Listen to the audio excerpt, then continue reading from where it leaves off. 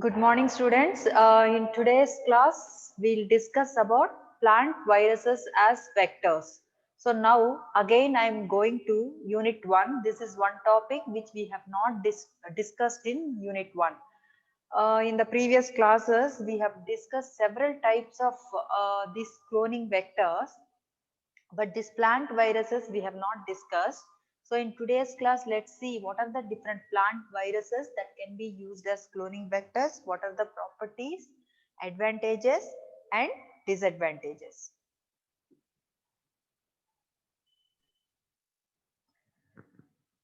So there are certain criteria of these plant viruses to use them as cloning vectors.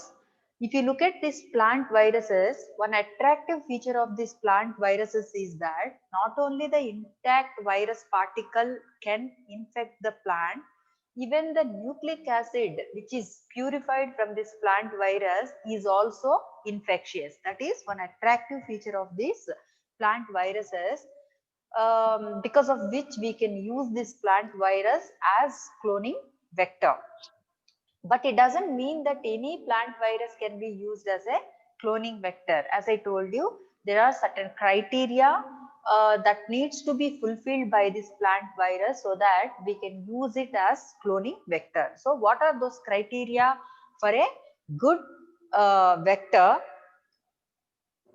That virus should be able to spread from cell to cell via the plasmodesmata. Not only it is infectious, it should be able to spread from one cell to another cell via plasmodesmata. These plasmodesmata are the channels that connect the cells in the plant. Then the viral nucleic acid that must be able to replicate and spread from cell to cell in the absence of viral code. So, you all know, if you look at the virus structure, there is genetic material, whether it is DNA or RNA, and that is encapsulated by viral code protein.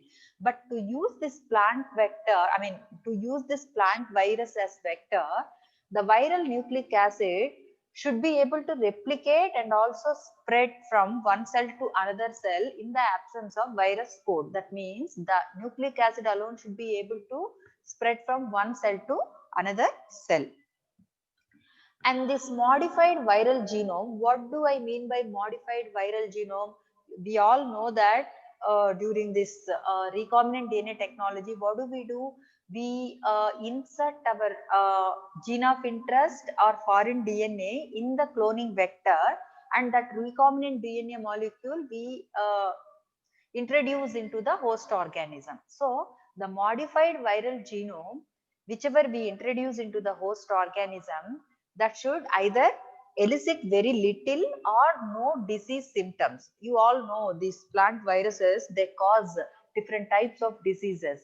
The virus which we are using as a cloning vector, after the modified genome is introduced into the host organism, which means that is plant, it should not cause any disease symptoms in the plant. That is very important. Otherwise, the plant will get the infection and thereby the disease.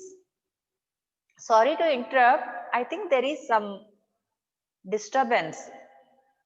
I think somebody has switched on their mic. Let me check who is that. So there is a lot of disturbance because of that. I think Tejashwini. Yes, she muted herself. I think now we are good to go. Okay, so the modified viral genome should either elicit very little or no disease symptoms, and this virus, whatever we select as cloning vector, that should have broad host range. It should be able to infect the very wide range of plants, so that we can use it in number of plants as a cloning vector. And preferably the virus whichever we select, that should have DNA as genetic material. You also know that viruses could contain either DNA or RNA as their genetic material, but preferably we want the virus to contain DNA as its genetic material. The reason why we want DNA containing virus is that the manipulation in vitro at DNA level is easier compared to the RNA molecule. That means the genetic manipulation of DNA is easier. We have very well established methods for DNA manipulation in vitro. So these are all the criteria a virus needs to fulfill so that we can use that virus as a cloning vector. What are the criteria? It should be able to spread from one cell to another cell via plasmodesmata, and the nucleic acid of this virus should be able to replicate and spread from one cell to another cell even in the absence of viral coat, and the modified genome should not elicit any disease symptoms. It should have broad host range, and preferably it should have DNA as their genetic material. So as I told you, as the last criteria, preferably the virus should contain DNA as their genetic material. There are two groups of plant viruses. They contain DNA as their genetic material. One is Collymomosaic viruses. Other group is Gemini viruses. So let's see what are the properties of these two groups of viruses and how they can be used as cloning vector. First, we will see the Collymomosaic viruses. One important candidate or member of this Collymomosaic virus group is CAMV. This is cauliflower mosaic virus, is one of the member of this Collymoviruses group. Obviously, they are the DNA containing viruses, and the DNA present is double-stranded circular DNA. And one unattractive feature of this virus to use as cloning vector is it has got restricted host range. That means very limited number of plants are infected by this virus, and there are no non-coding regions in the genome. Why we are interested in non-coding regions? If the non-coding regions are present, those regions would be the ones can be replaced by our gene of interest or foreign GNA. But here in case of cauliflower mosaic virus, we do not see any non-coding region in the genome. There are only two genes, that is gene 2 and gene 7. They seem to be non-essential for infection. So there are no non-coding regions present in the genome. Definitely we have to replace any coding region only. When you see all the genes which are coding the proteins, it seems like gene 2 and gene 7 are non-essential for infection. Obviously, you have to look for some non-essential genes so that the virus replication is not disturbed. So in that scenario, we have to replace either gene 2 or gene 7 because they are non-essential for infection. So one such approach has been demonstrated by replacing the gene 2 with the bacterial methotrexate resistance gene. So this is one demonstrated example using this cauliflower mosaic virus as the cloning vector. The gene 2 was replaced with bacterial methotrexate resistance gene, and the host plant what they have selected was turnip plants. So when such experiment was done on turnip plants, not only these turnip plants became systemically infected in the sense, the virus which infects the plant spreads to all the cells. So not only the turnip plants became systemically infected, they also developed resistance to methotrexate when it is applied in the form of spray. That means this approach was found to be successful. Which approach? The non-essential gene 2 was replaced with a gene of interest. Here the gene of interest considered was bacterial methotrexate resistance gene, and the host plant selected was turnip plant. But one major limitation with this cauliflower mosaic virus is its capacity. If you introduce the longer foreign DNA, it cannot be packaged into virus particle. There is very smaller size limitation if you take cauliflower mosaic virus as a cloning vector. So these are the properties. This is how the cauliflower mosaic virus that belongs to Collymoviruses group can be used as cloning vector. Next group of viruses are Gemini viruses. As I told you, these are other group of viruses that contain DNA as their genetic material. Why these are called Gemini viruses? Because of their geminate morphology. That means they occur as paired particles. If you look at the genetic material, it has got single-stranded circular DNA as their genome, but the replication takes place via double-stranded intermediate. We have seen many such examples. Though the genetic material is single-stranded circular DNA, the replication takes place via double-stranded circular DNA as its intermediate. One advantageous or attractive feature of these Gemini viruses to use them as cloning vector is that they've got wide range of crop plants. That means when you use these Gemini viruses as cloning vector, the host plant range is very wide because this virus can infect a broad range of plants.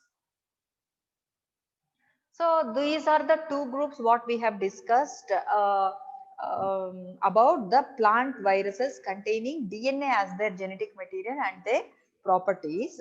If we look at the viruses, plant viruses that contain RNA as their genetic material, what is the possibility? To what extent we can use this, RNA containing plant viruses as the cloning vectors? The main difficulty or challenge of using these plant viruses containing RNA as cloning vectors is the joining of RNA molecules in vitro. We all know, and I mentioned in the beginning of this class also, the manipulation of genetic material, that means the manipulation of DNA in vitro conditions is easier compared to the manipulation of RNA in vitro conditions. So there is a difficulty of joining RNA molecules in vitro. That's the reason generally these RNA containing viruses are avoided as cloning vectors. But if you are able to make cDNA copies of this RNA prior to the manipulation, uh, we can try using these RNA containing plant viruses as cloning vectors. So one such approach has been tried with the gene that encodes resistance to chloramphenicol. So the chloramphenicol resistance gene had been introduced into Brome mosaic virus genome to check whether the RNA containing viruses can be used as cloning vectors or not. The strategy or method seem to be definitely possible, but using this cDNA intermediate is slightly found to be cumbersome. Though it is possible technically and theoretically, but when you come to the practicality point of view, the method seem to be slightly cumbersome. But if you are able to make it possible, the range of potential vectors will be expanded because most of these plant viruses are RNA containing viruses. If you are able to make this approach uh, possible, then the range of these potential vectors will be expanded. You don't have to restrict yourself only to those two groups of viruses containing DNA as their genetic material. Any virus, plant virus, though it contains RNA as its genetic material, that can be used as a cloning vector if you are able to use this particular strategy. Which strategy? Making the RNA into cDNA and then go for manipulation. Thereby you can use that vector as a cloning vector. And another attractive feature of these RNA containing plant viruses is they have got filamentous morphology. That means they are rod shaped. So in case of filamentous morphology, the size of the virus particle is determined by the length of the viral DNA. That means there will not be any size restrictions on the nucleic acid to be packaged. So you don't have to restrict the size of the foreign DNA that has to be incorporated into the vector, because it has got the filamentous morphology. Whichever the length of the nucleic acid, that determines the size of the virus particle. So without any size limitation, any size of the foreign DNA fragment can be introduced into the viral genome. So these are all the good properties of these RNA containing viruses by which you can use them as cloning vectors if you are able to make cDNA copy out of the RNA before manipulation. What are the disadvantages of using these plant viruses as vectors? So the disadvantages would be, as we all know, the key requirement for plant breeding is whatever the genes we are introducing, that needs to be transmitted to the subsequent generations. This becomes difficult when you use this virus vector if the virus is not seed transmitted. So if the virus is not seed transmitted, in that case, the modified plants, that means the genetically modified plants, they need to be vegetatively propagated. This is all right in case of the plants that can be vegetatively propagated, like your potatoes. If those plants are not vegetatively propagated, in that case, the genetic information whichever is introduced, or the genetic information whichever is carried by the virus, that will be lost if the virus is not seed transmitted. So in that case, it would be more satisfactory or advantageous if the gene of interest could be introduced into a plant chromosome. Whatever the gene of interest that we introduce, if that gets integrated into the plant chromosome, that could be the best cloning vector, especially when it comes to the point of plants. So now my question to you is, what is such vector we studied which can be used in plants and that integrates the gene of interest into the plant genome or plant chromosome? Are you there, students? Yes, ma'am. Yeah, tell me, what is that vector we have studied earlier that introduces your gene of interest into the plant chromosome?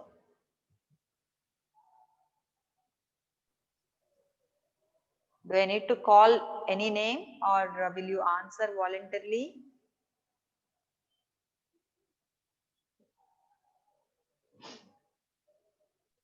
Ma'am, TMV. TMV. That's virus, right? Yes, ma'am. First of all, TMV is RNA containing virus, isn't it? Yes, ma'am. Yeah. Just TI now, plasmid, ma'am. who is that? Akshay? Yes, ma'am. Yes, TI plasmid is a vector we studied in the earlier classes, which is used for the transfer of genes into the plants, and that integrates the gene of interest into the plant genome or plant chromosome, so that that will be passed on to the subsequent generations of the plants. That is why the most preferred vector to use for genetic engineering or genetic manipulation of plants is TI plasmid. Okay. Yeah. So that is all I wanted to discuss in today's class. If you have any questions, please ask me. Otherwise, I will continue in the next class with the gene transfer methods.